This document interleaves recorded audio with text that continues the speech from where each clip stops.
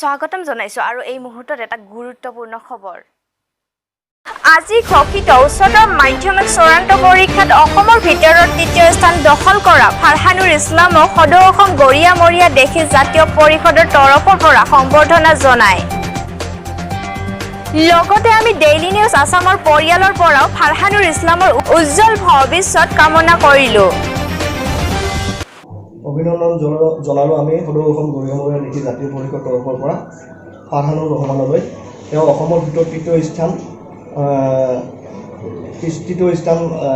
পাই আমাৰ অভয়পুৰীবাসীৰ সুনাম কঢ়িয়াই আনিছে আৰু এটা কথা সত্য জাতিৰ একমাত্ৰ মেৰুদণ্ড হ'ল শিক্ষা আমি আশা কৰোঁ তেওঁ আগন্তুক দিনত